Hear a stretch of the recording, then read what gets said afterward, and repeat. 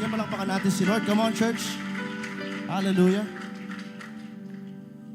Praise the Lord. Sinong masaya na nasa bahay-sambahan siya ni Lord? Are you glad to be in the house of the Lord? Pakisabi nga sa katabi mo, nakikita ko yung kaluwalhatian ni Lord sa iyo. Hallelujah. Can we give God once again a mighty hand of praise? YDC, come on, hallelujah. God is good. Parang mahina yata. God is good. Yun. Praise God ate. Praise God. Grabe yung boses ni ate. Lakas. Well, anyways, I'm glad to be back. No, it's been a while na hindi ko kayo nakakasama and I'm really excited sa pag-uusapan natin this afternoon. Katulad ng naging prayer ng ating kapatid kanina, we are praying, I am praying personally as well, na yung pag-uusapan natin this afternoon, hindi lamang natin siya basta marinig, but instead, it will really be received sa puso ng bawat isa. Makita natin yung buhay natin na ginagawa kung ano yung pinapangaral ng salita ni Lord. Amen. So are you ready, YDC? So napag-usapan natin nung unang week, we are in the series, the topic, Destined to be like Christ. Amen. Tayo po ay inilikha ng ating Panginoong Jesus, nakilala natin si Kristo, tinanggap bilang kanyang tagapagligtas, ating tagapagligtas, at para maging kawangis po natin siya. Amen. That is the blueprint. Yun po yung pinakaplano ng Diyos sa bawat isa po sa atin. Not for us to get rich, though that is good, not for us to be successful in this world's eyes, hindi para maging maganda yung tingin ng maraming tao sa atin o makapangyarihan tayo, but we are called to be destined like Christ. Amen. Maging kawangis natin si Kristo. Kaya nga napag-usapan natin nung unang week, we have talked about this, that we are destined to be like Christ in love. In His love. Sino dito lumalim na yung pag-ibig niya? Ay, mahina. Uulitin ko, tatanungin ko kayo ulit, sino dito lumalim na yung pag-ibig niya?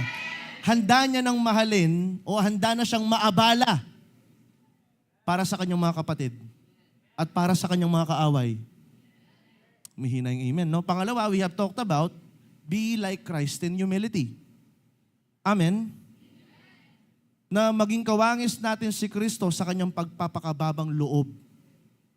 And today, what we are going to talk about is really, really interesting. In fact, I have to step away para talaga i-reflect yung sarili kong puso kung nakikita ko ba yung bagay na to. And segue lang, as a preacher, meron kaming tendency na, dahil nga pinag-aaralan yung topic, meron kaming tendency na maging familiar masyado sa pinag-uusapan. No, dahil nga madalas namin pinag-aaralan ito, meron tendency sa amin na, alam ko na yung bagay na to. And I believe one of the dangers of why we do not perceive yung nais sabihin ni Lord sa atin is because we become familiar as well. So right now, what we are going to do is we will ask the Lord to remove that spirit of familiarity, matanggal yun sa ating mga puso't isipan at maitanim yung salita ni Lord. Tanggapin natin siya, i-embrace natin siya up until it will transform us. Amen? That is the danger. That is why I have to step away and reflect my own soul. Kaya nga nagpapasalamat ako sa buhay ng ating senior pastor. Pwede ba nating palakpakan ng Diyos sa buhay ng ating senior pastor? Kay Pastor Manny, no, for being guided sa mga message na to kasi it is really moving, no? It is really will transform you kapag pinag-aralan natin siya and it will be beneficial lalo na sa ating pong mga churches, lalo na sa ating mga kabataan. That is why I'm really excited to preach about the word. And our topic for this afternoon is this: be like Christ in forgiveness. Be like Christ in forgiveness. So, before everything else, sorry, no, ibibigay ko lang sa asawa ko yung susi. May mga pagkakataon. Sino dito may subject ng fundamental accounting? May mga ilan ako nakikita. Siyempre, yung mga iba, kung hindi naman sila accountant, hindi sila familiar doon. Kami po, bilang HRM student before, isipin ninyo ha, HRM student, kailangan namin mag-take ng FUNAC. Hindi ko rin alam bakit. So subject yon about sa accountancy or accounting, about sa pera, basta yung naaalala ko, liabilities, mga ganun, tama ba? Brother, correct muna ako lang kasi at tatandaanan, mga balance sheet, mga ganyan, yung mga statements of account, kailangan nating balansihin. So yun yung mga naaalala ko na pinag-aaralan namin dun sa accounting na yon. And yung pinaka-goal, for me, nung napag-aaralan ko siya, nung naaalala ko pa yung subject na yon, yung pinaka-goal doon, dapat balanse. Tama? Tama na, brother? Yung liability tsaka yung ano kasing isa? Asset, yon. Dapat maging balance yan. Pag hindi siya balance, then something is wrong. So kailangan mong ulitin ulit yan sa mga estudyante. Feeling ko nakaka-relate kayo no, kapag may mga parts na hindi nagkakatugma. Nakaka-stress, di ba? So ganun yung accounting, yung fundamentals of accounting. And napag-aaralan namin siya. And in relate dito sa ating pinag-uusapan, hindi po pwedeng ma-apply yon sa mga relationships natin. Because what we are doing in our relationship is just like funak. Just like accounting. Anong ginagawa natin? We transact. Nagiging transactional yung approach natin pagdating sa forgiveness. Patatawarin ko siya, basta humingi siya ng sorry sa akin. Di ba? Nagiging transactional. Hindi ko gagawin ito, hindi ako, Kuya, alam ko, naiintindihan ko that I need to be more like Jesus. I understand the cross, hallelujah, the mercy of God, and all like that. Pero, hanggat hindi siya nagsosorry sa akin, hindi ko siya patatawarin. That is our approach pagdating sa topic ng forgiveness. Kailangan siyang humingi ng sorry in order for me to forgive. Kaya nagiging transactional yung approach natin pagdating sa forgiveness. But, eto, yung twist. That is why the Lord is so good at yung salita ni Lord, napakaganda, napakagrabe ng salita ni Lord. Why? Because it will break those mindsets. Binabasag ng Lord yung ganong klaseng kaisipan na yung forgiveness dapat transactional. Yung patatawarin lang kita pag humingi ka ng tawad. The Lord breaks that kind of mindset. Papaano? Basahin natin yung Romans chapter 5 verse 8. This will be our main verse sa magiging series natin, sa magiging theme natin for this afternoon. Sabi ng Romans 5:8, "But God demonstrates His own love for us in this: while we were still sinners, Christ died for us." Let us pray. Lord, we thank you. We thank you for your word. Lord, I'm just your servant. Vessel nyo lamang po ako, Panginoon, and it is my duty, Lord God, to proclaim your word faithfully. Panginoon, tulungan niyo po ako that in such a way, I will be faithful in what you have written in your word. Not my own understanding, not my own will, not my own way, but yours. And I'm praying, Lord, katulad nga po nung nabanggit po kanina, Panginoon, na matanggal po yung spirito ng familiarity. Magkaroon po kami ng oras, Panginoon, para mag-reflect po, Panginoon, sa message na to. Makita namin, maipahayag po, Panginoon, ng yung salita, yung tunay na kondisyon po ng aming mga puso. That we can know what to repent, Lord, and what to ask for forgiveness of you. Lord, we ask humbly, we ask your presence, we ask you, Holy Spirit, because apart from you, Lord, this will be impossible. Guide us, Lord. This we ask in Jesus' name. Everybody say, amen and amen. Sige, palakpakan natin si Lord. Ang ganda lamang ng pinag-uusapan natin. That is why this will be the anchor, yung pundasyon para maitatayo natin ng maayos yung building. Kapag hindi natin nagagrasp yung katotohanan na yan, it will be impossible for you to provide forgiveness katulad ng ginagawa ni Kristo. It will be hard. It will be, in fact, sabi nga sa amin ni Pastor Manny, it is impossible, church, for us to even forgive. Ganun siya kahirap. Ganun ito kahirap. That is why we need that. Yan po yung magiging pundasyon natin, yung Romans 5:8. But God demonstrates His love for us, His own love in this. Papaano daw ipinahayag ng Diyos ang kanyang matinding pagmamahal sa'yo? The keyword is this, while. Say while. While we were still sinners, Christ died for us. Ang ibig sabihin po nun, hindi po hinintay ni Kristo na maging maayos muna yung buhay mo. Hindi po hinintay ni Kristo na dapat magiging mabait ka muna sa school at dapat mo munang magawa lahat ng pinapagawa ni Mama para po mahalin ka ng Diyos. No. That is not the foundation. That is not the requirement. But what the Lord is saying to us, masamang tao ka pa, masama pa yung pag-uugali mo, at wala ka pang nagagawang maayos na desisyon sa buhay mo, the Lord already loves you. By how? By giving Jesus Christ, dying on the cross, for your sin. Makasalanan ka pa lang. si Kristo po ay namatay na. Kung susuriin po natin yung text na yan, makikita natin ng maayos na yung pagmamahal at yung pagmamahal ng Diyos, ang kanyang pagpapatawad, it is not reactionary. Anong ibig sabihin ng reactionary? Hindi siya yung naghihintay, hindi siya reaction. But instead, it is initiative. Yung pag-ibig mismo ng Diyos ang nag-initiate para patawarin ka kahit hindi ka pa humihingi ng tawad. Ganun katindi yung forgiveness ni Lord. Now, what we are going to do is this. Kukunin natin yung idea natin ng forgiveness and we will compare it with the biblical basis kung ano nga ba talaga yung forgiveness na tinuturo ng salita ng Diyos. Handa na po ba tayo? Amen? I'm really excited sa topic natin. So point number 1 is this. Be like Christ in forgiveness. Therefore, forgive as you've been forgiven. Forgive as you've been forgiven. Forgive as you've been forgiven. Hindi na po natin hihintayin kung deserving ba yung tao para mapatawaran siya. No. Because we will forgive as we have been forgiven. Dito na po nagfo-fall yung katulad ko po kaninang, yung analogy ko po kanina sa accounting, no? Mahilig nating binabalansi yung lahat ng bagay. Pero pagdating po sa pagpapatawad, hindi po pwede yung ganun. No. When it comes to forgiveness, hindi po pwede na hindi. Kailangan, birahin ko muna siya, kuya. Tapos okay na ako. Para quits na kami. Di ba? Di ba ganun tayo? Binubuli niya ako sa school, kuya, so gaganti muna ako bago ko siya patawarin para quits kami, quits. Hindi po ganun. Yung tawag po, yung panawagan po ni Lord sa atin.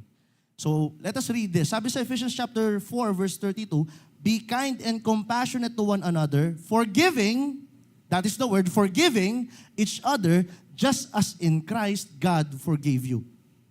Ito po yung text, katulad nga po na sinasabi ko kanina, this will be the why. This will be the reason why you can forgive. Upon reflecting these truths, sa pag-a-assess natin sa katotohanan ito, na si Kristo mismo pinatawad tayo sa lahat ng mga pagkakasala natin. Amen. Amen. Are you there? YDC? Christ has forgiven you. Amen. Pinatawad tayo ng ating Panginoong Diyos. Look at the word forgiving. It is present tense. Kasalukuyan po siya. It is active tense. Ibig sabihin, kasalukuyan po, araw-araw tayong pinapatawad ng Diyos sa lahat ng ating mga pagkakasala. So we ought to do the same to our brothers and sisters. Praise the Lord. Praise the Lord. Sabi rin na Colossians 3:13, make allowance for each other's fault and forgive anyone who offends you. Forgive anyone who offends you. Remember, the Lord forgave you. So you must forgive others. Ayaw natin ito. Kuya, hindi mo naiintindihan yung lalim ng ginawa niya sa akin. Kung siguro may mga bagay, siguro kung nagnakaw lang siya na magkano amount, ninakaw niya lang yung pencil ko, yung ballpen ko. Kuya, kaso, nakarinig ako ng mga words na dapat hindi ko marinig eh. Nasaktan niya ako. Paano natin ibibigay yung forgiveness sa mga taong, pumabuso sa atin? That is why this topic, for someone who is not rooted in the gospel, kung hindi mo naiintindihan yung pag-ibig ng Diyos sa iyo, at wala ka talagang panahon at oras para pag-aralan kung ano yung ginawa ni Kristo para sa iyo, this will be hard and impossible for you to do. Kasi nga katulad nung sinabi ko kanina, yung nature natin, gusto natin makipag-quits tayo. Kuya, kung sinaktan niya ako, kailangan ko rin siya masaktan kahit isang beses lang. Masapak ko lang, tapos okay na ako, patatawarin ko na siya. Hindi, kuya, hanggat hindi siya humihingi ng tawad sa akin, hindi ko siya pwedeng patawarin. Kailangan niya munang pagbayaran yon. Ganun tayo. That is our mindset. But here we are, the Lord is teaching us a different kind of way on how to forgive. Amen. Kaya ka nagbigay ng example sa atin, nagbigay ng illustration si Lord sa atin. Look at this wonderful illustration na makikita po natin sa Matthew 6:14 to 15. Forgiveness does not mean we are tolerating other people. No. Hindi po siya ganon. Yung forgiveness, pag nagbigay ako ng forgiveness sa ibang tao, hindi po ibig sabihin nun na okay nang abusuhin mo ulit ako o kaya gawin mo na yung gusto mong gawin sa akin. No, that is not what is said. Hindi po yun yung nais pong sabihin. Kaya nagbigay po ng magandang example si Jesus sa atin na mahahanap sa Matthew 6:14 to 15. This is the story or the parable of the unforgiving servant. Kung familiar po kayo dito. The parable of the unforgiving servant. Are you familiar with this? So merong isang servant na meron siyang utang sa hari. Meron siyang utang, praise the Lord, di ba?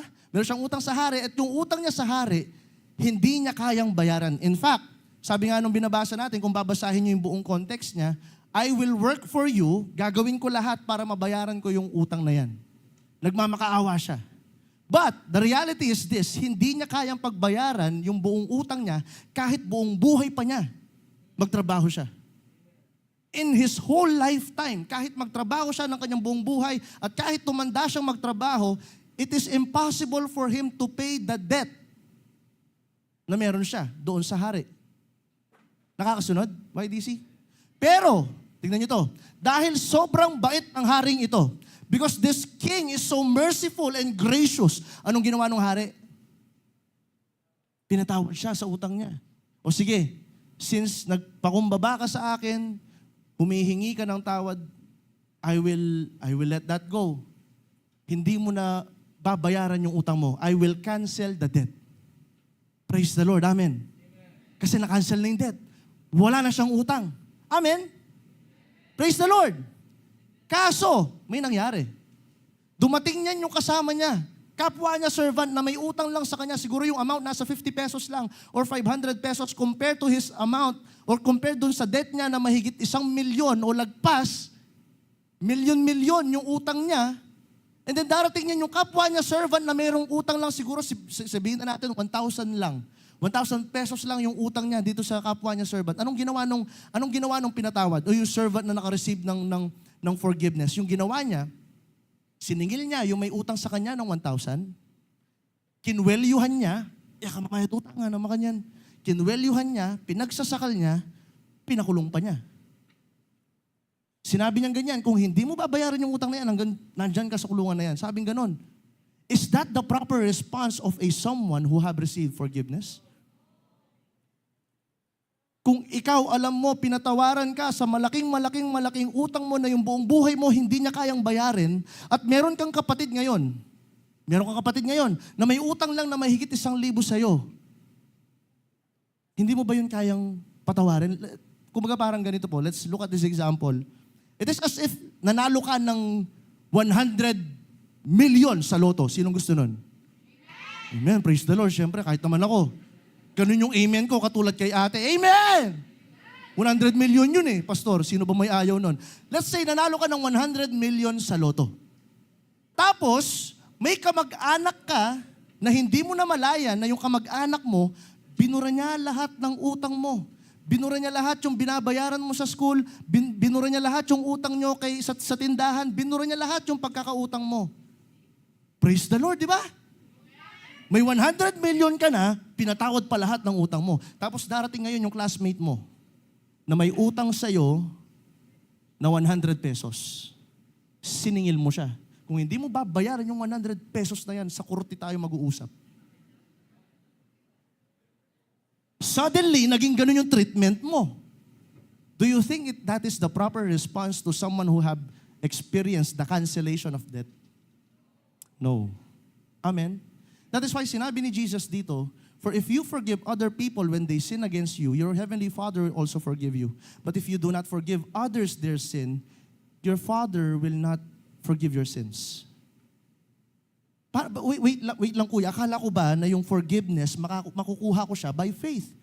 Bakit po sinasabi ni Jesus dito, parang kailangan ko muna magpatawad? Because again, it is not a proper response kapag tayo po, sisingilin pa rin natin yung mga taong may utang sa atin kung in fact, ikaw, tinanggal na ni Lord lahat ng pagkakautang mo. The only good response or right response to that is gratitude, is to forgive others as well. Amen. Ayun na, konti na lang yung nag-amen. Are you there? YDC? So it is not easy. Sabi nga sa Matthew 18:32-35, sorry po, ito pala yung text. Sabi niya ganyan, then the king called in the man he had forgiven and said, "You evil servant." Tingnan niyo po. Nalaman nung hari na hindi pinatawad nung servant yung may utang sa kanya na 100 pesos. Anong ginawa? Pinatawag siya, "You evil servant, I forgave you that tremendous debt." By the way, yung debt po, yung word na debt dito, ginagamit po siya, oftentimes, affiliated po siya sa salitang sin. Bakit kaya? Bakit yun yung ginagamit? Bakit debt yung ginagamit? Sino dito yung nakaranas ng may utang? Amen, di ba? Pag may utang ka, tapos nakikita mo yung taong naniningil sa'yo, you feel anxious. You feel ashamed kasi may utang ka sa kanya. And aligaga ka na bayaran, tapos you feel bad kapag wala ka pang pambayad. Amen? That is what sin does to us as well. Ganon din yung nagagawa ng kasalanan sa atin. When we know that we have wronged someone, na meron tayong nagawang bagay na hindi tama sa ibang tao, we feel bad as well. Amen. Ganon yung pakiramdam. You feel anxious because you know you have sinned. Alam mo, morally, you have failed. You feel ashamed. Kaya nga somehow, yun yung ginamit na word dito. And ang ganda lamang kasi hindi po aksidente na debt yung ginagamit na word ni Jesus. Sinabi niya dito, "You evil servant, I forgave you that tremendous debt." Tinanggal ko yung utang mo. Ilang milyon yon, tinanggal ko siya, kinansela ko siya para sa'yo. You should have mercy on your fellow servant just as I had mercy on you. Kung paano ko nagpakita ng habag sa'yo, hindi ba dapat ipakita mo yung habag na yon sa kanila? Do you understand why, DC? Why we need to forgive? Oftentimes, we do not realize how deep the sin that we have committed against God. And yet, Jesus Christ, out of His grace, has forgiven you. Kaya kailangan din nating patawarin yung ibang taong nakasakit po sa atin. Amen. But it is not easy. It is not easy. Why? To forgive means to accept the cost. To accept the cost. Whenever you forgive others, it has a cost. Hindi po siya madali. Amen? Kaya ang ganda lamang po nung sinabi ng isang mangangaral po dito, sabi po ni Tim Keller, sabi niya dito, forgiveness then is a form of voluntary suffering. In forgiving, rather than retaliating, you make a choice to bear the cost. You bear the cost. Tatanggapin mo siya. Amen? That is why this is painful. Whenever we are forgiving someone, especially kung yung nagawa nila sa'yo, is so wrong. You have been hurt by someone, you have been lied to, may nagawa silang hindi maganda sa inyo, you know you've been hurt. Sino dito nasaktan na? Hindi lang sa mga crush ninyo, hindi lang sa mga nililigawan ninyo, but even your family member has hurt you. Amen? May mga mahal tayo sa buhay na sinaktan din tayo. Whenever we are forgiving, it is as if you are bearing the cost. Tinatanggap mo sa sarili mo yung ginawa sa'yo. Amen. It is not easy. It is not easy. Sabi po dito sa 1 John 3:15, anyone who hates another brother or sister is really a murderer at heart. And you know that murderers don't have eternal life within them. Ang kausap po ni John dito, mga Kristiyano, he's talking to Christians. Meaning, if you have hatred in your heart, you have so much hatred in your heart na hindi mo kayang magpatawad, then, sinasabi po ni John, you do not have any part in God's kingdom. Wala kang eternal life. At kahit anong prayer mo, at kahit anong devotion mo, but still you are cultivating that hate, that anger, that pain na meron ka sa taong nakasakit sa'yo, sinasabi ni Lord dito, murderers don't have eternal life within them. Bakit, kuya, bakit gano'n nakala? Di ba hate lang yung sinabi? Ang galing lang, because you know whenever you have hate in your heart, Yun po yung pinakaunang step, papaano po naging isang murderer yung murderer. Nagkaroon po siya ng hatred sa puso. So eventually, kung yung hatred na yan, hindi mo siya dinil kay Lord sa puso mo, eventually, you will do something unimaginable sa Kanya, sa taong nakasakit sa'yo. Why? Because of the hatred that you are trying to cultivate. Dahil sa hatred na inaalagaan mo sa puso. That is why whenever you have hatred in your heart, you have to deal it immediately with the Lord. Amen. Why? Because murderers don't have eternal life within them. If you have hatred, it means you do not have any part of God's kingdom. Hindi ka kabilang sa kingdom ni Lord. Sinasabi niya dito, wala kang eternal life. Hindi ka ligtas. Amen. Hindi ka ligtas kung meron kang hatred sa puso mo. That is why we need to assess. We need to assess our hearts. Why DC? Are you there? So to forgive someone means to bear the cost. Napag-usapan natin dito yung papaano. Why? Why are we forgiving? It is because the Lord has forgiven us. We need to have a firm grasp of what the Lord has done to us. Then the next step is this. Kailangan naman natin ngayon, syempre kailangan natin makita yun sa buhay natin. Ngayon naiintindihan na natin na si Lord pinatawad tayo. Amen. Sino dito katulad nung kinakanta natin kanina, nagre-rejoice tayo because we know the Lord has forgiven us. Amen. Can you give God a mighty hand of praise? Because the Lord has been so good to you. Amen. Amen. Pinatawad tayo ni Lord sa mga kasalanang nagawa natin. Burado na sila. Amen. And, syempre, it should be applied. So the next step is this. We need to let go of the grudge again and again. Again and again. Because forgiveness is not a one-time thing. Hindi po siya yung pinatawad mo na ngayon, okay na. No. Forgiveness is not a one-time thing. Why? Because expect your brother and your sister is not yet perfect. Eventually, your brother and your sister or yung family member mo o kung sino man yung malapit sa buhay mo, eventually, they will fail you. They will disappoint you. They will do things that will hurt you. And ang panawagan po ni Lord, in light of that wonderful grace we have received, we have to forgive them if they ask for forgiveness again and again and again and again. Amen.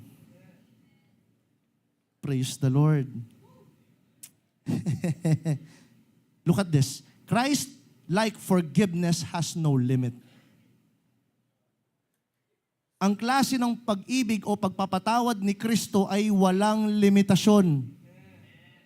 It is a lifestyle of continually releasing offenses rather than keeping a record of wrongs. It is letting go in every day of your life. Kapag may mga bagay na hindi magandang nangyayari sa buhay mo, if your classmate wronged you, if your classmate lied to you, kapag may ginawang hindi maganda yung classmate mo, yung family member mo, it is an everyday thing. It is a lifestyle of releasing. Are you there? Grudges is like this. Para kang humawak ng uling, tapos ayaw mong bitawan. The more na hinahawakan mo yan at matagal sa iyong kamay, anong mangyayari? It will burn your hand. Sabi nila, kuya, magiging Adidas daw yung kamay mo. Kulang na, muaslam ne, po barbecue sauce. Amen. It will burn your hand. It will make you miserable. Yung maliit na grudge na meron ka, alam nyo, eto no, may mga iilan po sa atin today that has a grudge, may maliit na sama ng loob sa mga leaders ninyo that you are not dealing with.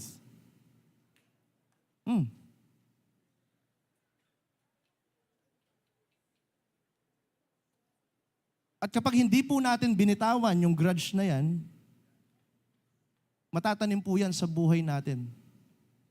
Are you there, YDC? Sabi po dito sa Luke 17:3-6, so watch yourselves. If your brother or sister sins against you, rebuke them. Hindi po sinabing, I think this is the way kung paano po natin i-handle yung mga taong nag-a-abuse. Paano po kuya, kung paulit-ulit yung ginagawa sa akin, nagbigay na po ng standard si Jesus. Not my standard, not my own idea, but it is the Lord's idea. Sinabi niya, kapag yung kapatid mo ay may nagawang mali sa'yo at alam niya yung pagkakamali niya, then rebuke your brother. Pagalitan mo, pagsabihan mo siya na mali yung ginawa mo, hindi tama to. But then again, it doesn't stop there. Hindi po siya natatapos doon na kapag napagsabihan mo na, okay na. No, it doesn't end there. Sinabi dito, and, pakisabi, and. If they repent, forgive them. Okay siya. Napagsabihan na, na-rebuke ko na siya, kuya, pinagalitan ko na, humingi siya ng tawad sa akin, okay. Good. I forgive them, kuya. Paano naman ito? Even if they sin against you 7 times in a day. Kuya, yung once, okay pa. Yung pangalawa, medyo masakit kasi may nagawa na naman siyang hindi maganda, but yet, patatawarin ko pa rin. Pero yung pangatlo, pangalong beses na. Yung pang-apat,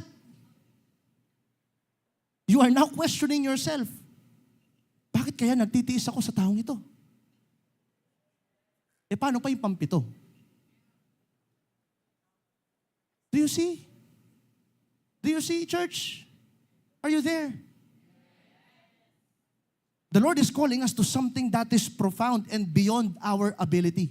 Ibig sabihin ng Diyos po, tinatawag tayo sa isang bagay na alam nating hindi natin kaya. This is so profound. This is so great. Yung nga lang may gawin sa'yo, yung katabi mo sa isang araw, naiinis ka na. Paano pa yung 7 beses niyang ginawa? Diba? Sino dito napagsabihan siya ng parents niya tapos nasaktan siya? Amen, tayong lahat. Yung pinagsabihan ka ng 2 beses tapos talagang nasaktan ka pa. Sino dito? Amen? Yung pangatlong beses, amen. Yung pangapat, masakit, di ba? Lalo na yung sa isang araw, makatatlo ka lang na sermon, talagang ayaw mo nang lumabas ng bahay, di ba? Apektado na lahat yung buhay mo. And yet, sabi ni Lord, sabi ni Jesus, and yet, you should forgive them. No matter how painful the thing that they have committed against you. Aray ko. Sabi dito, and 7 times, come back to you saying, I repent. Kung 7 beses din silang lumapit sa'yo at humihingi ng tawad, you must forgive them. At this point, the disciples were baffled. Yung mga disciples na nakikinig kay Jesus, pambira, Lord, teka lang, Jesus. Naririnig mo ba yung gusto mo, yung kaaway namin, patatawarin namin ng 7 beses, tapos kahit ilang beses niyang ginawa sa akin yung bagay na yon, ilang beses niya akong sinaktan, kuya, patatawarin ko siya? Teka lang, Jesus. Hindi ko po gets ito. That is why Jesus gave this wonderful analogy. Nababasahin natin sa next verse. Sabi niya ganyan sa verse 5, the apostle said to the Lord, increase our faith. Kasi nga hindi nila kaya. They understood that these things, these matters, cannot be done sa sariling willpower natin. Nakakasunod, YDC? Ibig sabihin sa sarili mong kakayahan, hindi mo po kayang magpatawad ng ganun na lang. That is why you need faith. Pakisabi sa katabi mo, kailangan mo ng faith. Kailangan natin ng dependence, ng pagtitiwala sa Lord. Kaya nga sabi ni Lord, increase our faith. Dahil hindi namin kaya to. He replied, if you have faith as small as mustard seed, you can say to this mulberry tree, be uprooted and be planted in the sea, and it will obey you. Wait lang. Gumamit si Jesus ng illustration. Ano yung ginamit niyang illustration? Mustard seed. Tsaka yung isa, ano yung isa? Mulberry tree. Sinabi ni Jesus, kung meron kang maliit na faith, singliit ng butil ng mustasa, alam niyo po ba, liit lang ng butil ng mustasa? Napakaliit. Pero kung may ganun kang klaseng pananampalataya sa ginawa ni Kristo para sa'yo, then you can say to this mulberry tree, wait, bakit mulberry tree? Yung mulberry tree po, yung mulberry, sa mga hindi po nakakaalam, yung pong pinaka-name po talaga niya is sycamine tree. Sycamine. And yung sycamine tree, tingnan ko po muna sorry po, yung notes ko dito, it had deep roots. And yung, ito, yan. That is a sycamine tree. Yung sycamine tree, malalim po yung ugat niya. Solid siya, pare. Diyan ako, niyang higit ka. Solid ako rin. Ganyan po yung itsura ng sycamine tree. It has deep roots. Malalim po yung ugat niya. And, katulad po nung nabasa ko kanina, yung sycamine tree, they are thriving on dry areas. Nagtathrive po yung mga sycamine tree sa mga tuyong lugar. Bakit po sila nagtathrive sa tuyong lugar? Kasi po naghahanap po sila ng tubig kung saan po mahahawakan ng mga ugat. So they are looking for water. Kaya ang nangyayari sa kakahanap po nila ng tubig, kukunti lang po yung tubig sa Middle East. Sa Middle East po, kung titignan niyo po yung buong mapa ng Middle East, punong-puno ng disyerto. Mainit, tuyo. Nakakasunod? And yet, doon sila nagtathrive kasi lumalaki yung ugat nila sa kakahanap ng tubig. Same thing with bitterness. Kapag yung bitterness, hindi po natin yan o kapag hindi po natin agad dinil, pag pinabayaan natin yung bitterness sa puso natin, it will grow down deeper. Darating sa punto na magiging mahirap nang tanggalin yung ugat ng bitterness na yan. And look at this. Na-discover ko lang to kanina and I was so amazed sa salita ni Lord. We are believing that Jesus is the living water. Amen? Si Jesus po yung living water natin. Kapag may bitterness ka sa puso, it hinders that intimacy with Jesus. Amen? Kung may sama ka ng loob at may bitterness ka sa tao, may mga sama ka ng loob sa maraming tao, especially dito sa church, o kaya kasiyo mo, o kung sino man, your family mo, napakahirap mag-spend time sa pagbabasa ng salita ni Lord at napakahirap din po mag-spend time sa pananalangin. Ang nangyayari, nahihinder yung intimacy natin kay Lord at yung puso natin nagiging tuyo. At dahil nagiging tuyo yung puso natin, yung bitterness, mas lalo siyang nag-grow. Kasi katulad siya ng sycamine tree. Nakita niyo yun? You see that? It hinders us in our intimacy with Christ. Nagiging tuyo yung mga puso po natin at lalong lumalalim yung ugat ng bitterness. That is why Jesus used the mulberry tree. Second is this. Sabi dito, it's fruit, it's bitter. Yung pong bunga ng sycamine tree na yan, napakapait. Mukha silang masarap pag nakikita mo, kasi parang ang attractive nila, appealing sila pag nakakita ka ng bunga ng sycamine tree, pero pag tinikman mo, ang pait-pait. Why? Because they have been pollinated by wasp, putakte. Kaya hindi po ganon kasarap yung bunga nila. Amen? Same thing sa taong may bitterness. Yung taong may bitterness, nakikita mo on the outside, naka-smile.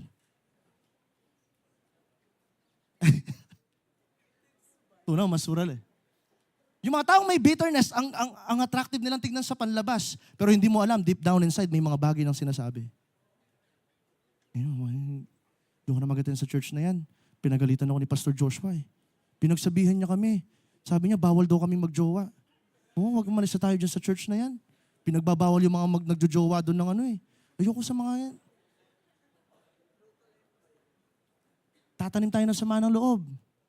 Why? Because we do not want those things happening in our lives. At di natin namamalayan, we are being shaped by our bitterness. Alam niyo po yung nakakalungkot po pag may bitterness tayo? Eto, tignan niyo to. Ito yung nakakalungkot pag may bitterness ka. Hindi mo na na-enjoy yung mga dating na-enjoy mo. Before, ang active mo sa church, pero dahil bitter ka sa mga tao sa church, hindi ka na nagpapakita sa church. Ayaw mo na makita. Umiiwas ka pa ng daan. Alam mo yung yung daan, napakalapit lang kapag dadaan ka sa gitna ng church. Pero dahil alam mo, yung church nandoon siya, iiwas ka pa. O rin taong bitter, ako bisa lumabas Calvary. Butakit kay Pastor Radley ka rin, nadungos ka yan.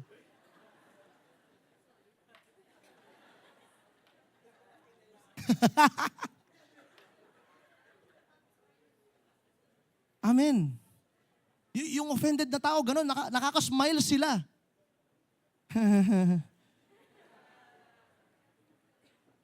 Bad trip yung itsura niya. Nakakapag-smile, and yet yung puso nila, puno ng hatred. Katulad ng last example natin, yung sycamine tree, ginagamit po yan saan? Sa paggawa ng kabaong.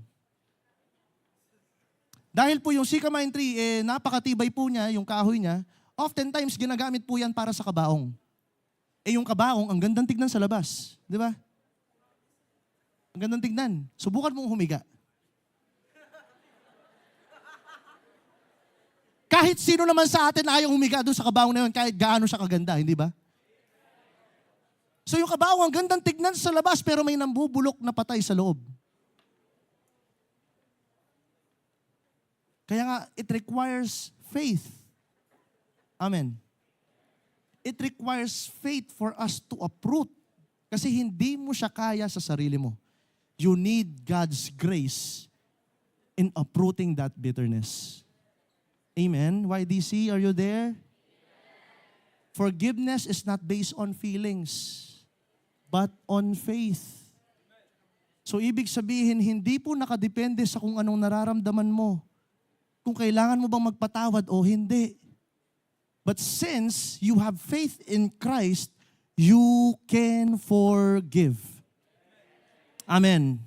Sinabi rin po na next, healing and forgiveness cannot be done by time. Yung mga nagsasabing, time heal all wounds. Hindi po yun totoo. Alam niyo yung ginagawa niyo kapag ganun po yung mindset ninyo, yung time heal all wounds, ang nangyayari, you are giving time for the bitterness to grow. Lalo lang siyang lumalaki sa buhay mo. Lalo ka lang nagiging bitter kapag binigyan mo yan ng panahon. Amen. That is why healing and forgiveness cannot be done by time. Hindi po tama yung time will heal all wounds. Hindi po yung tama. But instead, it is done by faith in Christ alone. In order for us to heal that unforgiveness, magiging posible po siya kapag may pananampalataya ka kay Kristo. It will be painful for us. Sige, palakpakan natin si Lord.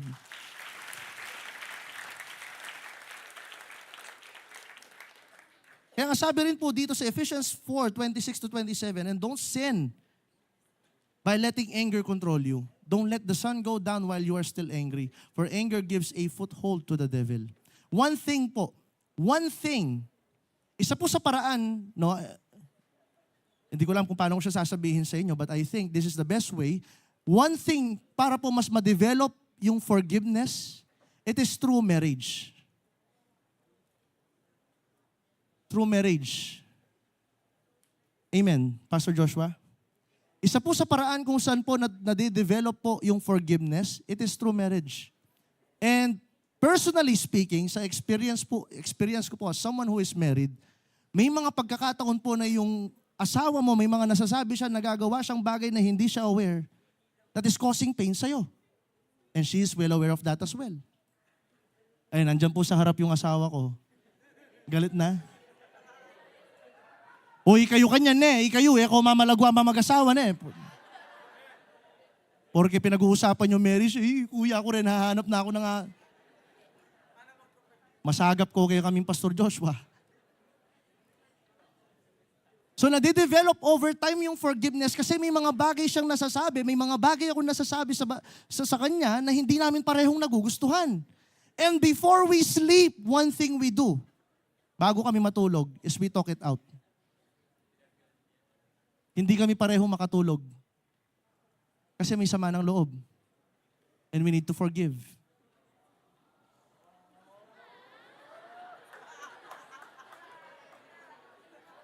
Love you, dear.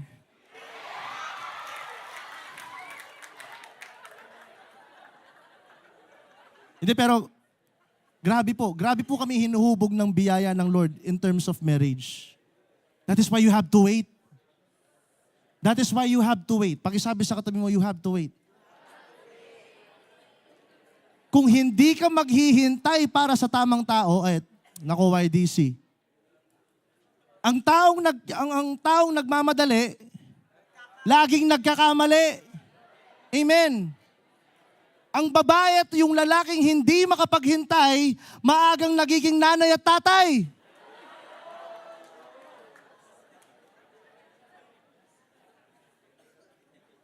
That is why hindi natin ma-appreciate kung ano yung binibigay ni Lord sa atin, hindi po tayo nahuhubog. Ayan, thank you, brother. Grabe ka. Si Sister Ken pala, bilis niya, oh. Wag po tayo magmadali. Amen. But what I'm saying is this, napaka-instrumental po. Kapag God-given yung relationship at meron pong pagpapala ng Diyos, it is instrumental for us to forgive. Nade-develop po yung sense of forgiveness. Una sa lahat, because we are rooted doon sa gospel. Apart from Christ, this will be impossible, YDC. Apart from Christ, napaka-imposibleng patawarin natin. Kuya, you're talking about forgiveness. Paano po yung mga nang-abuso sa akin?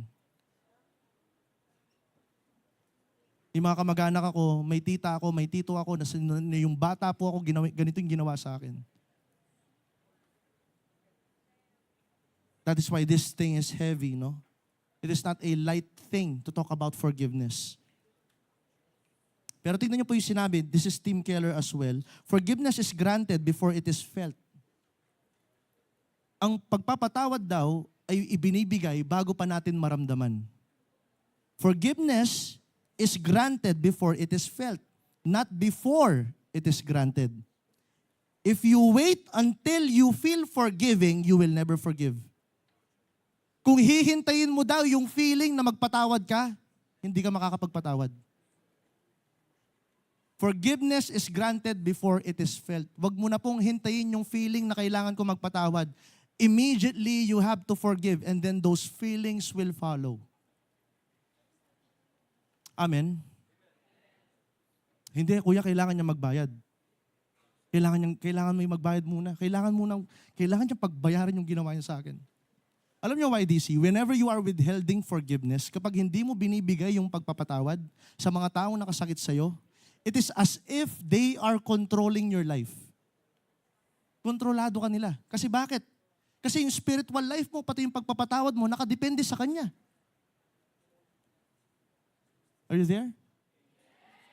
So, forgiveness is not by feelings.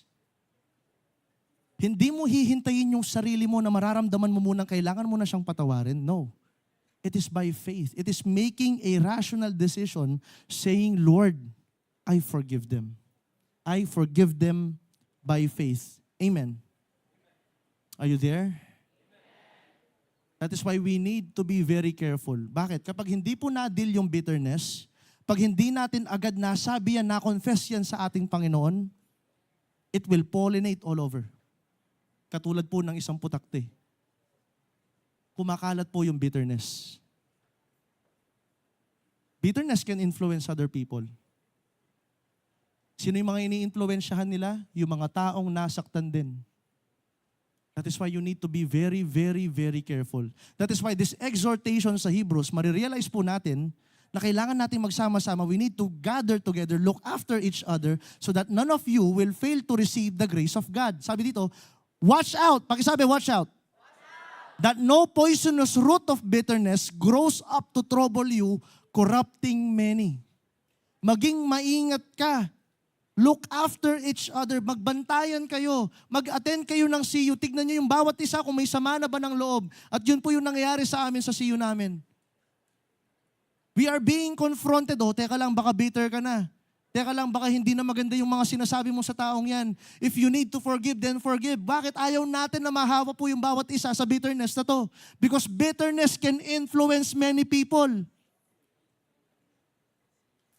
Are you there, YDC? That is why we need to be very, very careful. Amen. So we have talked about why we need to forgive because we have been forgiven by the Lord. And this time, we are forgiving those people who have hurt us. Paano naman, kuya? Yung mga taong may ginawa sa akin, tapos hindi naman nila alam na nakasakit sila. How about those people? Paano naman yung mga taong may nagawa sa'yo pero hindi sila aware? It is very much painful to forgive them. Kasi katulad nga nung sinabi ko kanina, babalik tayo doon sa analogy natin, sa accounting, gusto natin nakikipag-quits. Diba? Hanggat hindi siya humihingi ng tawad, hindi ko siya patatawarin. Ganun tayo eh. Hanggat di siya lumalapit sa akin, kuya, para humingi ng tawad, I will not forgive that person. I know what he did, I know what she did. It is traumatic for me, it is painful for me. I cannot forgive that person. So kailangan siya humingi ng tawad. Pero ito yung twist, papaano yung taong yon hindi siya aware na nasaktan ka niya. That is why the last point is this. Show grace to those who are unaware.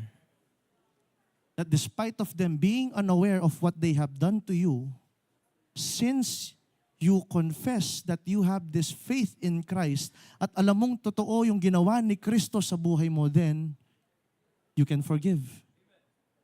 You can forgive. Show grace to those who are unaware. And let us look at this. Isa po sa mga verse na sobrang nagpatigil ng mundo ko nung dinidiscuss po sa amin ni Pastor Manny ito. Sa Luke chapter 23 verse 34, ayan. Jesus said, Father, forgive them, for they do not know what they are doing. And they divided up his clothes by casting lots. Casting lots. Nung una ko pong nabasa ito, nung shinare po ni Pastor Manny, hindi po siya nagme-make sense sa akin. Kasi sinabi ni Jesus sa cross, while he was on that cross crucified, while he was bearing all the pain, he is praying still to the Father, communicating to the Father, at sinasabi niya, lumabas sa kanyang bibig, Father, forgive them, for they do not know what they do. Pero teka lang, kung babasahin natin ng maayos yung narrative na to, if we are simply going to study what Apostle si Luke yung nagsabi, no, kung babasahin natin yung record ni Luke, kitang-kita naman na yung mga Romano, alam nila yung ginagawa nila. Diba? I'm not really sure kung nabasa nyo na po yung Book of Luke, but makikita nyo doon, alam ng mga Romano yung ginagawa nila. They clearly know how to crucify Jesus. Second, alam din ng mga Pariseo yung ginagawa nila. They are constantly rejecting Jesus Christ. So they are fully aware. They know it. Even the people around watching Jesus, they know that they are constantly rejecting Jesus Christ. So nung pinag-pray ni Jesus ito na they do not know what they are doing, somehow, napa-question ako, Lord, bakit mo sinabi to? What do you mean by this? Bakit lumabas yan sa bibig mo, Lord, na sinabi mo sa amin, sinasabi mo sa mga taong nanakit sa'yo, sinasabi mo sa mga taong nag-crucify sa'yo, sa mga hindi ka nirespeto, that you are saying this prayer to them, Father, forgive them, for they do not know what they do. And it amazed me, YDC. It amazed me. Because forgiveness is not about us. It's about reflecting God's heart. Whenever we are forgiving others, especially kahit alam nating hindi naman nila alam yung mga bagay na nagawa nila, whenever we are choosing to forgive them, even when they are unaware, we are reflecting the heart of God to them. But it is painful. Sabi ko nga kanina, katulad nung sinabi kanina, nung pinag-aralan natin, forgiveness has a cost. You are forgiving, you are bearing the cost. Hindi ba? Di ba? I think enough na po yung mga illustrations na pinakita kanina para maintindihan natin that whenever we are forgiving others, it has a cost. I want you to look at this. I want you to look at this seriously, YDC.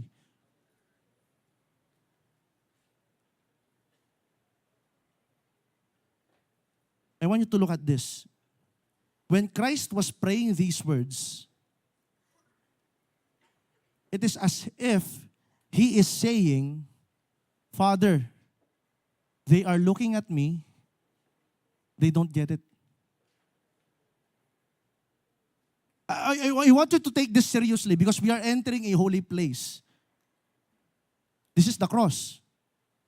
I want you to approach this topic with all seriousness. Gusto ko i-take natin ito with all seriousness, itong topic na to. This is the cross we are speaking about. This is Jesus. When Jesus was on that cross, nung si Kristo ay nasa cross na yon, nakapako, umiiyak siya, he was praying, Father, forgive them, for they do not know what they do. It is as if Jesus is saying to the Father, Father, they are looking at me, they don't get it. They don't realize who I am. They don't understand what I am doing for them. Forgive them. Nung nasa krus si Jesus, nung pinapanalangin niya yan, ganyan yung sinasabi niya. That is what Jesus is saying. Hindi po nila magets, Father. And just like many of us, katulad po ng marami sa atin ngayon, we don't get it. You and I don't get it. Hindi natin magets.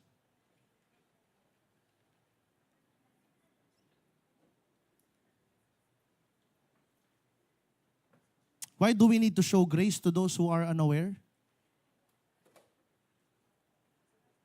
Bakit? Bakit kailangan nating ipakita yung biyaya sa mga taong unaware sa mga nakagawa ng mali sa atin? Because of this. Because we were once the ones who were unaware. Tayo rin, unaware tayo. When we sinned against God or when we sinned against Christ, we became unaware of His grace. We became unaware of who He is. We see Him hanging on the tree. You see Him crucified, yet we don't get it. Hindi natin gets. Kasi hindi natin kilala kung sino yung nakapako doon. At hindi natin naiintindihan kung ano yung ginagawa niya sa krus na yon para sa atin. Kaya para sa atin, ayaw natin magpatawad. Pero tayo yung hindi aware. Ikaw yung hindi aware. You are not aware. Nung ignorant ka sa mga kasalanang ginagawa mo,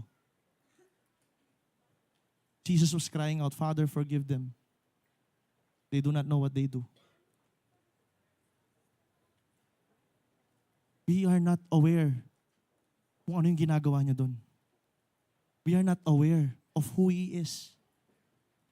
We do not realize it. Kaya napakababaw para sa'yo yung bagay na to. That is why it is easy for you to be bitter. That is why it is easy for you to have hatred to other people. Why? Because you do not realize what is happening on that cross.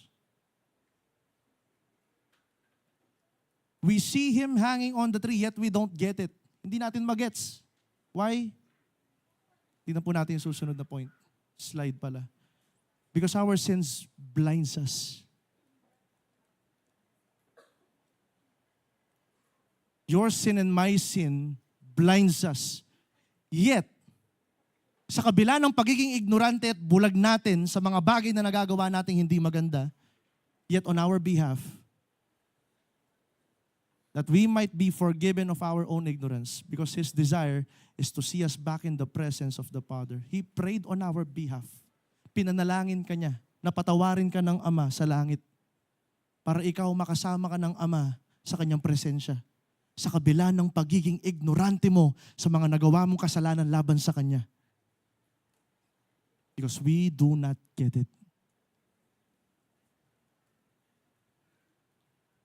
If you see Jesus Christ doing that for you, paano ka hindi magpapatawad? If you see Jesus Christ on that cross dying, praying, Forgive them, for they do not know what they do. Sino po tayo para magtanim ng sama ng loob sa mga ibang tao? Especially at our parents. We do not have the right para magtanim ng sama ng loob sa kanila. Why? Kasi tayo rin, we are ignorant of what God has done for us. And yet, sa kabila ng pagiging ignorant natin, He died for us. He has forgiven you. He has forgiven you. Yung mga selfish decisions na ginagawa mo, He has forgiven you.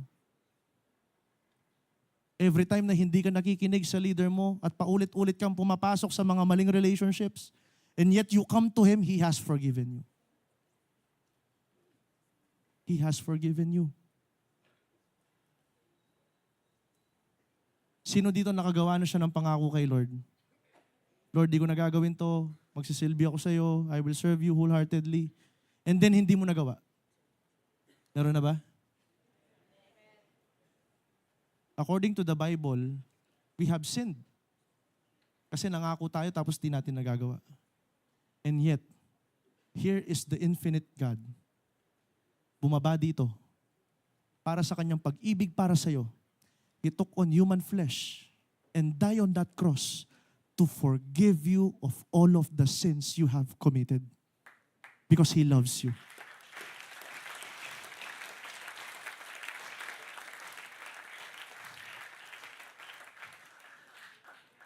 If you see Jesus Christ doing that for you at lalapit yung taong nakasakit sa iyo, humingi ng tawad, what will you say?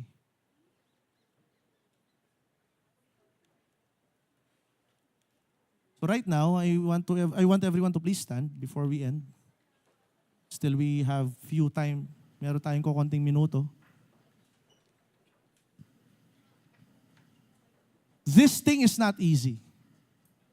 It's not easy. But before we take the Holy Communion, actually kanina pa po ako nililid ni Lord na gawin natin ito. And since sa Calvary Temple po sa San Pedro, it is rampant. Yung samaan ng loob, unforgiveness, it is so rampant. Kaya halos every Sunday, hindi nawawala yung topic na to sa amin.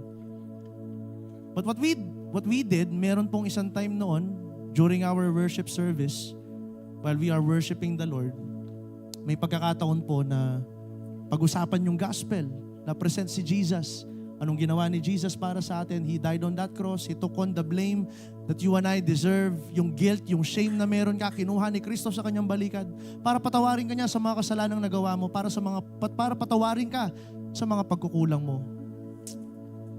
Then we have this time together.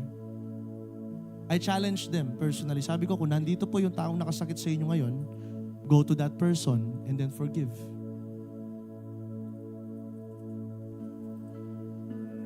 Nakakamangha.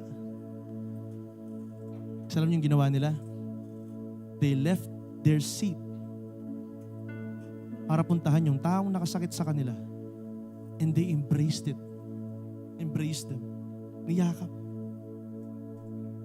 That is what the gospel does to us. Kapag yung banal na spirito, idinala po yun sa puso natin. Kaya mong yakapin yung mga taong nakasakit sa'yo at patawarin sila. Kasi naiintindihan mo na sa kabila ng mga karumaldumal na ginawa mong kasalanan, sa kabila ng pagtalikod mo kay Lord, sa kabila ng pagsisinungaling mo sa kanila, Lord, hindi na po muna ako magbo-boyfriend. Uunahin na kita, and yet here you are enjoying that relationship. Lord, ibibigay ko na yung puso ko sa iyo, pero yung puso mo nasa ibang tao. And yet every time you go back to Him, He accepts you. Sino tayo para hindi magpatawad? So what we will do is this. I want you to close your eyes. And if there is a person in your life that you know that has hurt you the most, sinabi kanina ng topic natin, forgiveness is not by feeling, but it is done by faith. So it is a rational decision, trusting on what Christ has done to be able to forgive. So I want you to think about the person who hurt you the most and probably hindi mo pa siya napapatawad. If that person has caused you so much pain, I want you to say it to the Lord, Lord, I forgive this person. Right now, come on.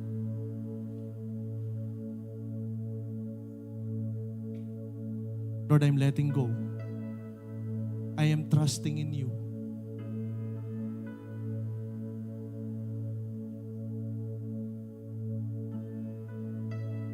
I will give you time.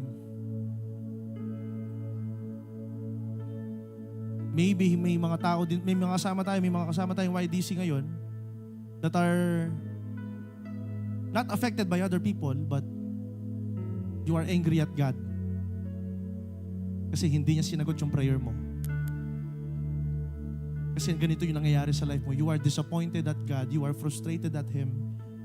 We have no right to question our Creator. So why do you say, I want you to ask for forgiveness? Just, Lord, sorry po kung nagreklamo ko sa'yo. Lord, sorry kung nagtanim ako ng sama ng loob. Lord, forgive me for the sin I have committed. Many of us, right now, even though hindi nyo sinasabi, you are abused by a family member. May kamag-anak ka, may tito ka, may tita ka na may ginawa sa'yo na hindi mo nagustuhan. And every time you remember that event, it causes you so much pain.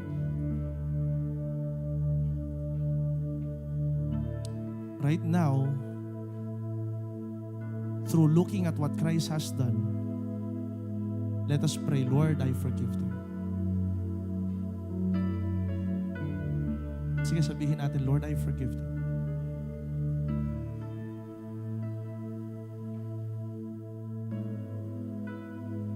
You know why we cannot give what we do not have. We cannot give what we do not have. And earlier, while we are worshiping, may pinaparealize lang si Lord sa akin. May mga iilan po sa atin this afternoon, nahihiya ka nang lumapit kay Lord because of the decisions you have made. You feel that parang hindi na ako yata karapat-dapat patawarin pa ni Lord sa nagawa ko. You feel ashamed. Nahihiya ka sa ginawa mo. You feel ashamed because nag-promise ka kay Lord, hindi mo hahayaan mangyari to. And yet it happened again. So this time, nahihiya ka nang lumapit kay Lord. You are ashamed. Baka hindi niya na ako patatawarin. No. No. He is calling you to look at that cross. Look at what I did for you. Do not be ignorant, child. Do not be ignorant, my child. Look at what is happening on that cross. I am dying for you. Your sin has been placed on me. I will forgive you. I have forgiven you, says the Lord. You feel ashamed. You feel guilty. You do not want to show up sa mga church, sa mga events, sa CU. Nahihiya ka na dahil nga sa mga maling nagawa mo. Because of the decisions you have made. You feel insufficient kasi may nagawa ka laban kay Lord. But right now, the Lord is calling you. Come to me and I will forgive you. I forgive you, says the Lord. I forgive you, says the Lord.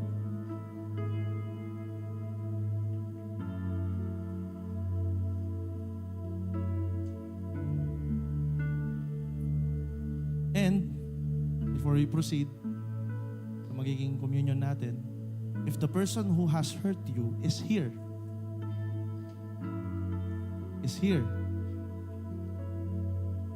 I want you to go to that person and embrace him or her right now.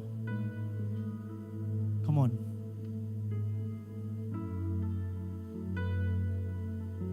If that person is here, if the person who has hurt you is here, nandito siya, might be your leader, it might be your CU member, kasama mo siya.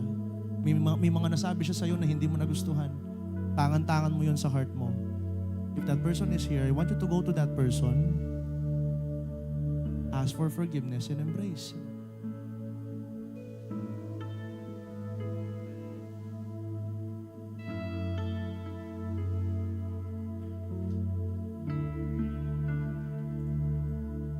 May mga magkakasiyong nagyayakapan. We appreciate the gesture.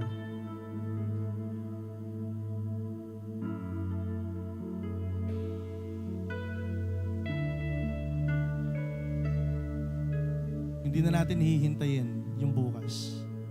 Things are happening already. May reconciliation na nagaganap. Don't be ignorant. Healing is happening already. Hearts are being mended already. May mga nare-reconcile. Kung wala naman siya ngayon dito, yung taong yun, I want you to raise your hands and close your eyes. At alam mo, may mga resentment ka sa puso mo. Kung nagalit ka kay mama mo, nagalit ka kay papa mo, nagalit ka kay tita mo, at hanggang ngayon, dahil nga hindi sila humihingi ng sorry sa'yo, tangan-tangan mo sa heart mo, I want you to release that forgiveness. And say, Lord, I forgive them. Come on. Say, Lord, I forgive them.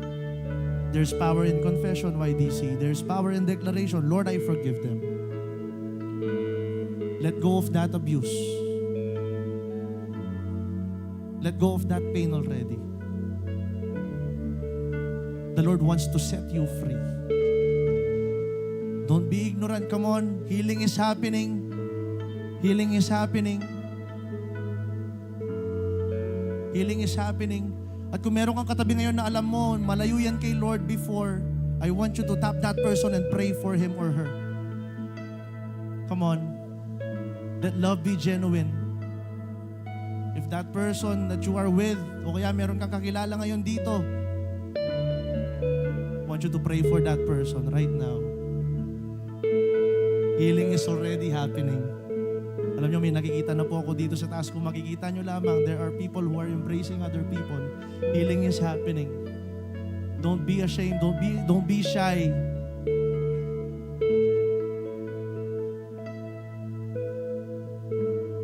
Thank you, Lord. Thank you, Jesus. Hallelujah. Thank you, Lord. Thank you, Lord. Thank you, Lord. Thank you, Lord. Relationships are being restored.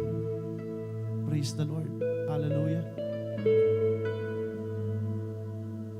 Kung wala naman sila ngayon, no? Mamaya later on as you go home, kung makikita nyo sina mama at si papa later on, if you have your parents with you, I want you to embrace them. If you have ill feeling with them, meron kayong sama ng loob sa kanila, sabihin nyo, patawarin nyo po ako.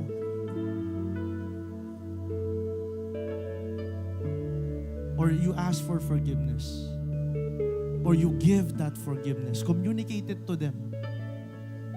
Show grace. Katulad ng pinag-usapan natin kanina.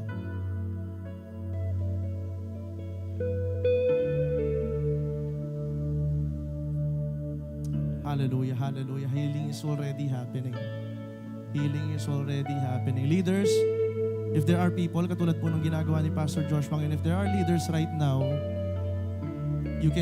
pwede nyo po lapitan yung mga nakikita ninyo and nadidiscern po ninyo na kailangan ng prayers. Because bitterness is a real thing. Marami po, may mga malalim pong sama ng loob that needs to be delivered.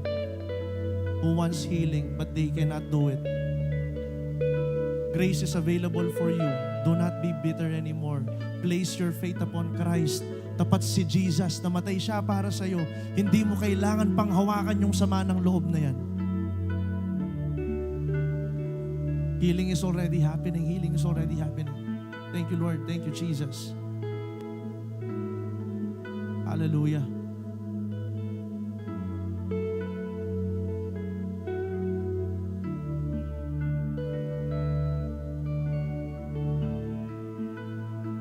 Sige po, mga leaders, you are a vessel of that love. Let us show it to them. Let us show it to them. Po, huwag kayong mahihiya, even you guys, hindi kayong leading na pag-pray, laring aliwa, pwede tayo pag-pray. If we can pray for them real quick.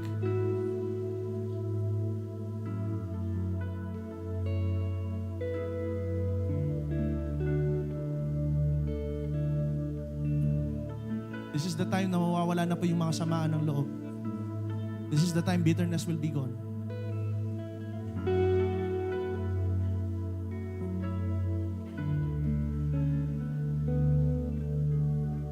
The Lord is moving. The Lord is moving. Hallelujah.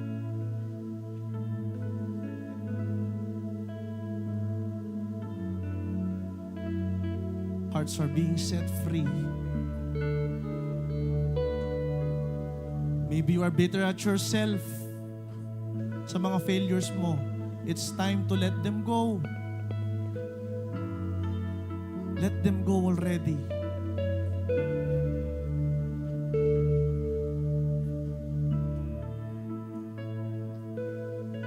The Lord forgives.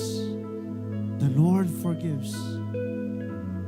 The Lord forgives, YDC. The Lord forgives. The Lord forgives. You can come to Him. You can be honest with Him. The Lord forgives, YDC. Thank you, Lord. Thank you, Jesus. Thank you, Jesus. Thank you, Jesus. Hallelujah.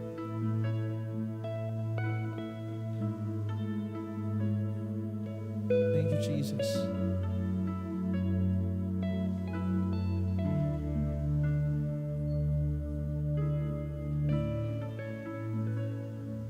Thank you, Lord. Thank you, Lord.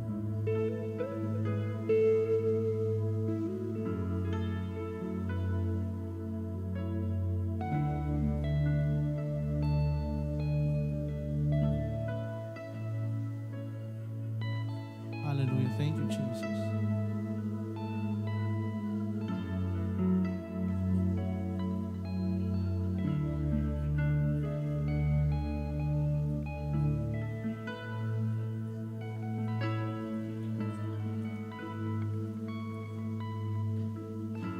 If you feel like a failure, we can deliver them, surrender them to the Lord. Hindi mo kailangan magalit sa sarili mo. You do not need to be hard on yourself. Come to the Lord. He understands your pain. He understands your struggle.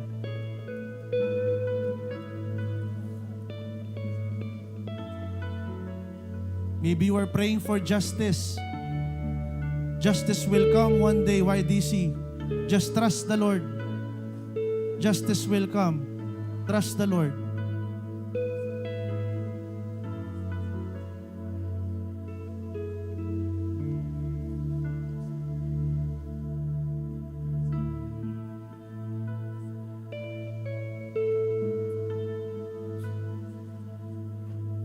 Hallelujah. Thank you, Jesus. Thank you, Lord. Thank you, Lord. Sige, while others are praying, can I invite everyone to please raise those hands? Habang yung iba nagpe-pray sila, just wanna pray for you. Lord, you see these hands. You see these hands, Lord. Lord, alam niyo po yung nangyayari sa kanilang mga puso at isipan. Lord, you know all the pain that is happening within them. Lord, alam niyo po yung sama ng loob, alam niyo po yung frustrations, yung disappointments, Lord. The pain that they bear because of what others did to them. Maybe the family member, Lord. Maybe it's a family member, maybe it's a classmate or a teacher, Lord. Or maybe it's a part of the church. But right now, Lord, we are asking you to touch them right now. Embrace them, Lord, wherever they are. Meet them, Lord, where they are. Remind them that you love them so much and you have forgiven them of the mistakes and of the failures and of the sin that they have committed. Lord, may kalayaan po sa inyo, Panginoon. That is why today, Lord, we thank you for the freedom. Freedom from bitterness. Freedom from resentment. Freedom from disappointments. Freedom from frustrations. Lord, we acknowledge what you did on the cross. And therefore, Jesus Christ, your blood is enough. Your sacrifice is enough for us. We have been set free by the blood of the Lamb. We have been set free. At Lord, maraming salamat dahil alam ko po, my brothers and sisters are empowered to forgive. Later on, Lord, this will be applied in their lives. This will be normal for them as they put their trust in you, Panginoon. Walang imposible sa inyo. Wala pong imposible sa inyo, Panginoon. You can do all things. And I know that you can heal hearts. We thank you, Lord, for the healing. We thank you for the embrace. We thank you for the comfort. You are all that we need. You are all that we need, Lord. Oh, we praise you. Yes, we praise you, Lord. Hallelujah. We thank you, Jesus. We thank you, Lord. Hallelujah. In Jesus' name, in Jesus' name. Amen and amen. Hallelujah. Hallelujah. Thank you, Lord. Thank you, Jesus. So this time, tatanggap tayo ng Holy Communion. But before that, I want us to position ourselves still in worship. Huwag nating hahayaan na mawala yung pagpapasalamat natin sa ginawa ni Kristo for us. Let it be a reality. Maging katotohanan siya sa buhay natin. Amen? Sino dito pinalayanan ni Lord? Sino dito nakaranas ng pag-ibig ni Lord? Sino dito kaya niya na magpatawad? Come on. Come on. Hallelujah.